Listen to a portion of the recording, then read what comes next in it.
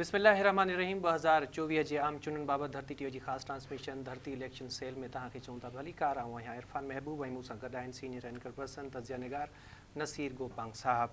सो ॻाल्हि कंदासीं हिन ट्रांसमिशन में जीअं असां चूंडनि वारे मामले ते ई ॻाल्हाईंदा आहियूं ऐं चूंडनि सां ई रिलेटेड जेके करंट इशूज़ आहिनि उन्हनि बाबति बि तव्हांखे आगाही ॾींदा आहियूं। अॼु जी जेकॾहिं पाण ॻाल्हि कयूं त अॼु जे तारीख़ में पाण वेठा आहियूं 5 फरवरी ते 8 फरवरी ते पोलिंग थियणी आहे त हिन हिसाब सां इलेक्शन में बाक़ी 2 ॾींहं रहिजी विया आहिनि। इलेक्शन जा जेके इंतज़ाम आहिनि उहे ज़रे घटि मुकमिल कया विया आहिनि। बैलेट पेपर जी जेको छपाई जो अमल आहे उहो मुकमिल थी वियो आहे ऐं हाणे पोलिंग स्टेशन ते सामान पहुचाइण जो जेको सिलसिलो आहे उहो शुरू कयो वियो आहे। चूंड मुहिम जी पाण ॻाल्हि कयूं उहा आख़िरी मरहले में दाख़िल थी वई आहे।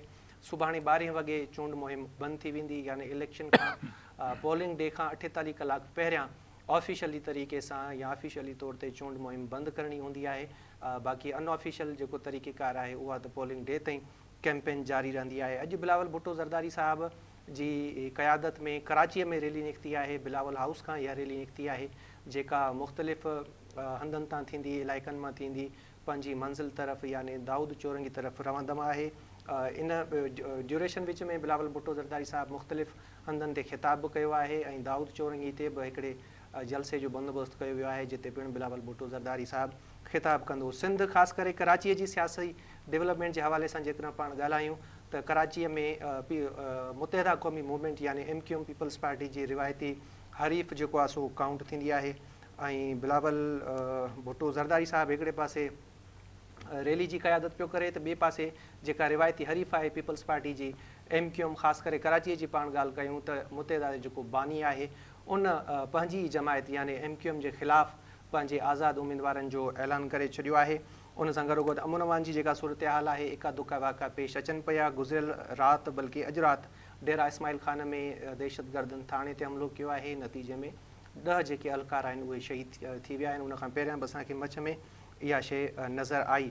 अच्छा, गुज़िरियल ॾींहुं बिलावल भुट्टो ज़रदारी साहब परॾेही ख़बरूं इदारे खे इंटरव्यू ॾिनो आहे जंहिंमें हुन ख़दशो ज़ाहिर कयो आहे त आम चूंडनि में धांधली कई वेंदी। गॾोगॾु इहो इल्ज़ाम बि हयो अथनि त नवाज़ शरीफ़ इंतिज़ामिया ते दबाव विझी चूंडुनि में गड़बड़ या हेरफेर करणु चाहे थो। निगरान जेको सेटअप आहे पंजाब जे निगरान सेटअप ते अॻु में ई पीपल्स पार्टी खे ख़दशा हुआ, भला हाणे जेको निगरान वफ़ाक़ी सेटअप आहे उनखे बि पीपल्स पार्टी शकी करार ॾेई छॾियो आहे। इन समूरी सूरत हाल ते ॻाल्हाईंदासीं। शुरूआति कंदासीं पाण चूंडुनि में जेके बाक़ी 2 ॾींहं रहिजी विया आहिनि ऐं चूंड मुहिम जो जेको सिलसिलो आहे आख़िरी मरहले में दाख़िल थी वियो आहे ऐं अहिड़ी सूरत हाल में या अहिड़ी सिचुएशन में पीपल्स पार्टी जी रिवायती मुख़ालिफ़ जमायत MQM जे उम्मीदवारनि ख़िलाफ़ संदसी बानी आज़ाद उम्मीदवार नसीर साहब मैदान ते लाथा आहिनि।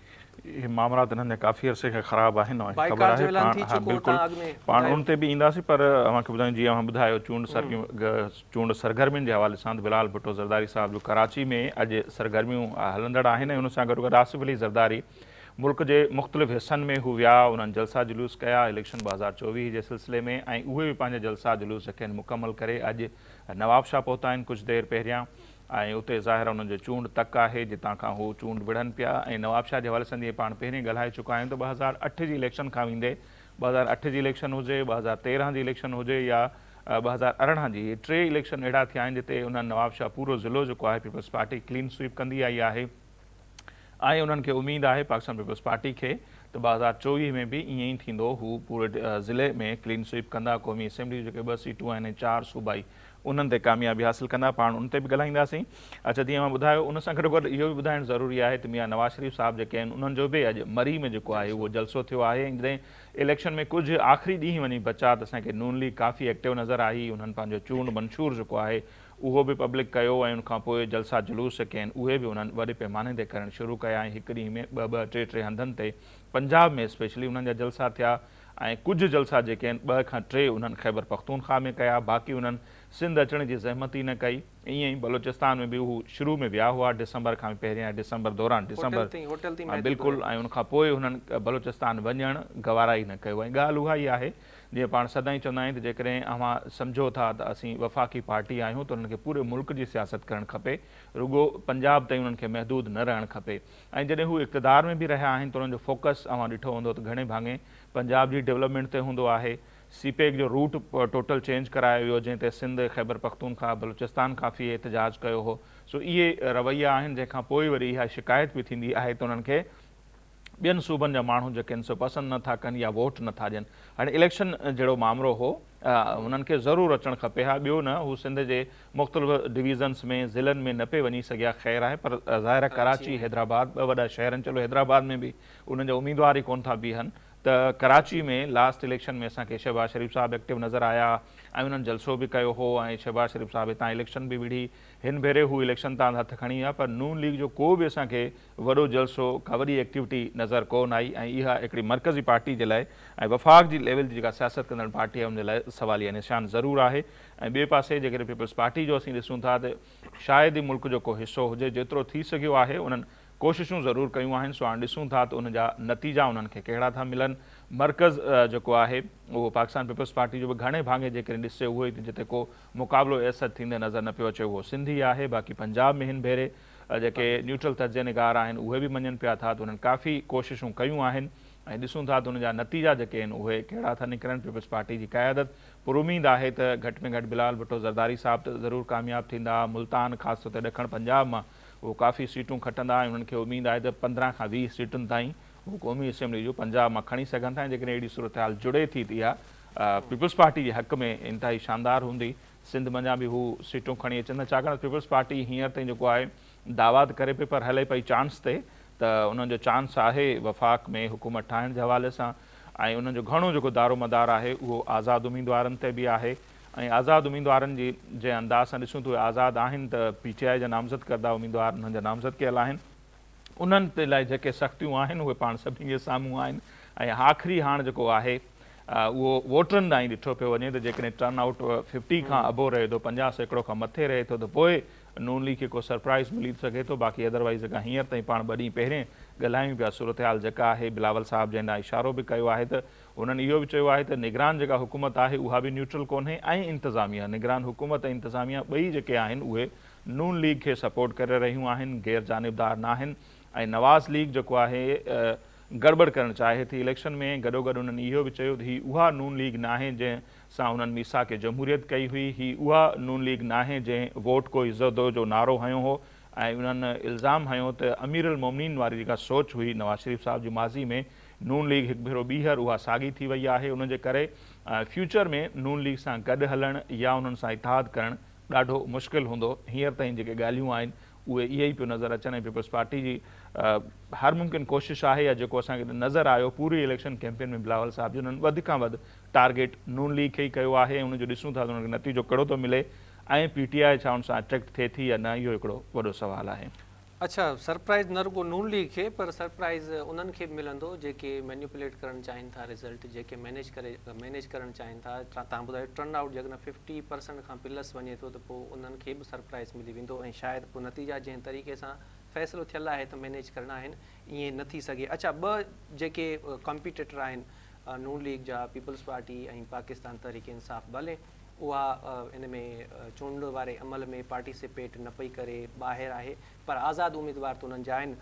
नून लीग बि पीपल्स पार्टी जो चेयरमैन बिलावल भुट्टो ज़रदारी साहब बि चवे थो त चूंडुनि में धांधली थींदी ऐं ख़ान साहब बि पाण 2-3 ॾींहंनि खां प्रोग्राम में इहा मुसलसिल ॻाल्हि कंदा पिया अचूं त उन बि चयो आहे त नून लीग हिकिड़ो पूरो प्रोग्राम कयो आहे जेको इलेक्शन मैनेजमेंट सिस्टम आहे जंहिंजे थ्रू नतीजा डिस्प्ले कया वेंदा, उनखे बि हैक करण जे लाइ को रिथाबंदी कई वई आहे। अच्छा, हाणे 2 पार्टियूं जॾहिं अहिड़े क़िस्म जा ख़दशा ज़ाहिर कनि ऐं इल्ज़ाम लॻाइनि त पोइ इलेक्शन कमीशन ख़ासि तौर ते जेको निगरान सेटअप आहे उन ते कहिड़ी ज़िम्मेवारी लागू थिए थी या उनजो हींअर इख़लाक़ी, क़ानूनी ऐं आइनी फ़र्ज़ु कहिड़ो बणिजे थो?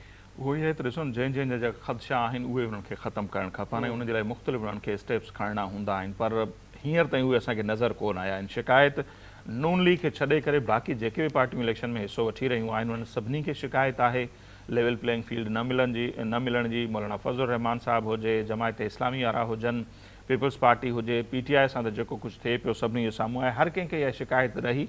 पर उन ते इहे सच का वॾी डेवलपमेंट ॾिसूं असां इलेक्शन कमीशन तरफ़ां उहा बिल्कुलु बि नज़र कोन आई। अमन अमान जे हवाले सां ज़रूरु हिकिड़ो आला सतही इजलास थियो जंहिं ते पाण ॻाल्हायोसीं ऐं सिक्योरिटी फोर्सिस जेके मुख़्तलिफ़ इदारा आहिनि क़ानून लागू कंदड़ उहे उनमें शरीक थिया, जेका सूरत हाल बलूचिस्तान में पैदा थी, मच में या ख़ैबर पख्तूनख्वा में, उन ते ॻाल्हायो वियो। हिकिड़ो आला सतही इजलास उहो वॾो स्टेप हो। ॿियो जेको मुख़्तलिफ़ इदारनि खे निजकारी खां रोकण जे हवाले सां निगरान हुकूमत खे इहो असांखे ज़रूरु नज़र आयो इलेक्शन कमीशन जा इहे ॿ कम। बाक़ी अदरवाइज़ लेवल प्लेइंग फील्ड जूं शिकायतूं बरक़रार आहिनि। ऐं जे इंटरव्यू जो पाण ज़िक्र कयूं पिया, बरतानिया जे नशरियाती इदारे खे जेको बिलाल भुट्टो ज़रदारी साहिबु इंटरव्यू ॾिनो आहे, उन में उन्हनि इहा बि ज़रूरु ॻाल्हि कई आहे त जेकॾहिं चूंडूं साफ़ ऐं शफ़ाफ़ न थियूं ऐं जेके नतीजा आहिनि उन्हनि ते सवाल उथणु शुरू थिया, त पोइ जेका हिकिड़ी उमेदु असीं लॻायूं वेठा आहियूं त पाकिस्तान में इलेक्शन खां पोइ इस्तेहकाम ईंदो, उहो इस्तेहकाम न ईंदो।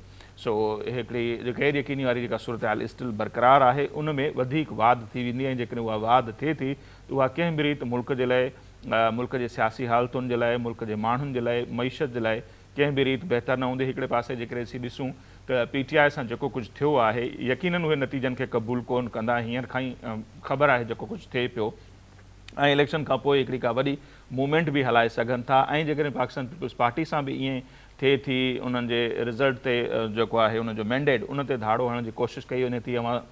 थोरो इन ते जेकॾहिं पाण सोचूं त पीपल्स पार्टी हिकिड़े पासे रोडनि ते हुजे, नतीजनि जे हवाले सां शिकायतूं हुजनि, ॿिए पासे PTI रोडनि ते हुजे, तव्हांखे लॻे थो त नून लीग जेका आहे या उन सां जेके बि इत्तेहादी गॾजनि था उन्हनि जे लाइ को हुकूमत हलाइण एतिरो आसान हूंदो, उहो नज़र कोन थो अचे। ॾाढो ॾुखियो कमु ईंदो। तव्हांखे यादि हूंदो बिलावल भुट्टो ज़रदारी साहिबु अॼु खां लॻभॻि 1 महीनो अॻु में कंहिं जलसे खे ख़िताबु कयो ऐं उन में इन बिलावल भुट्टो इहा वार्निंग ॾिनी हुई त हीअ जेका प्लानिंग आहे या कंहिं हिकिड़े ख़ासि मनसूबे तहत नून लीग खे जेकॾहिं इक़्तिदार में आंदो वियो त पोइ पीपल्स पार्टी बि रिवायती सियासत न कंदी। तव्हांखे यादि हूंदो हिकिड़ो जेको सुर्खियुनि जी ज़ीनत बणियो हुयो हिकिड़ो बिलावल भुट्टो ज़रदारी साहिब जो जुमिलो, त पोइ हिकिड़ी जमायत इक़्तिदार में हूंदी त ॿी वरी धरननि वारी सियासत ते लही ईंदी। सो नून लीग जेकॾहिं सम्झे थी या जेके नून लीग जा सपोर्टर आहिनि या जंहिंजे कुल्हनि ते हू इक़्तिदार में अचे पई, जेकॾहिं उहे सोचनि था त PTI खे कर्श करण खां पोइ पीपल्स पार्टी खे मैनेज करणु सवलो थी वेंदो, ईअं ई हू आराम सां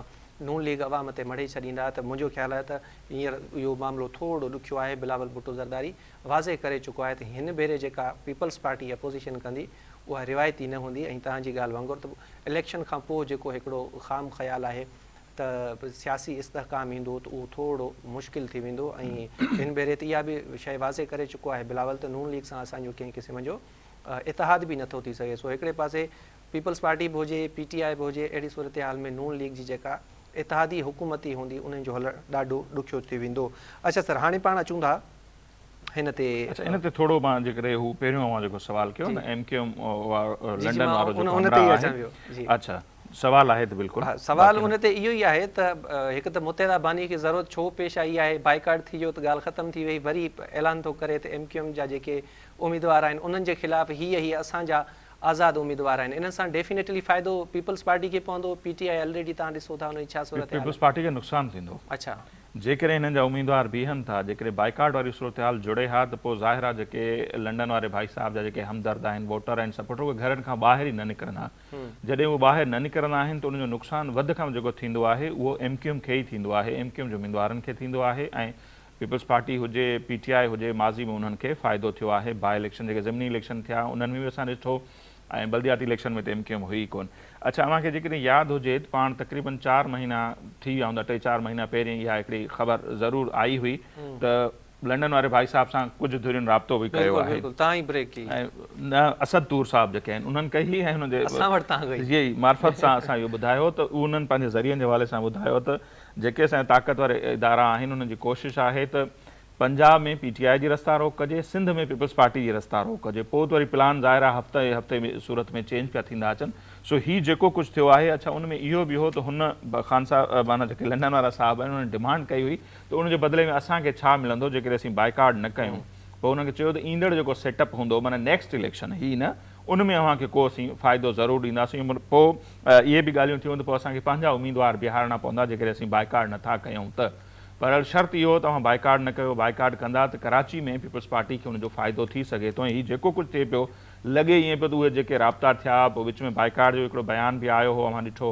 उनखां पोइ उन्हनि जा हाणे इलेक्शन खां 3-4 ॾींहं पहिरियां इहा ख़बर अचनि, बल्कि 3 ॾींहं पहिरियां कल्ह बि इहे ख़बरूं हलियूं पिए त उन्हनि पंहिंजा आज़ादु उम्मीदवार आंदा आहिनि। जो मतिलबु इहो ई आहे त माण्हू ॿाहिरि निकिरनि, आज़ादु नाले मातरी आज़ादु हूंदा, पोइ उन्हनि खे वोट मिले थो नथो मिले, पर माण्हू जेके निकिरंदा त ज़ाहिर पोइ MQM खे बि वोट मिली सघे थो। ऐं इन जो लॻे ईअं थो पीपल्स पार्टी खे कराची में नुक़सानु थी सघे थो। जेकॾहिं बाइकाट वारी पोज़ीशन ठहे हा त उनजो पीपल्स पार्टी खे फ़ाइदो थियो आहे। PTI ऑलरेडी कमज़ोर आहे ऐं इहे जेके 22 सीटूं आहिनि, अॼु बिलावल साहब अॼु बि जेको मुख़्तलिफ़ एक्टिविटीज़ कयूं उन्हनि बि इहो चयो आहे त असांखे घटि में घटि कराची मां 20 सीटूं उन्हनि अपील कई आहे वोटरनि खे त मिलणु खपनि ऐं पोइ ईंदड़ जेके 5 साल हूंदा कराची जो असीं नक्शो तब्दील करे छॾींदासीं। सो हाणे ॾिसूं था पीपल्स पार्टी जूं उमीदूं त घणियूं आहिनि, कराची मंझां उहे केतिरे क़दुरु कामयाबु थियनि थियूं। नक्शो ख़ैर हाणे कराची जो तब्दील थी वियो आहे 1-2 ॾींहंनि खां बरसाति जेका पई आहे। ठीकु आहे नसीर साहिबु, इन्हनि मामलनि ते ॻाल्हाईंदासीं, पर हिते नंढे ब्रेक जो टाइम थियो आहे, सो साई खां पोइ ॿीहर मिलूं था।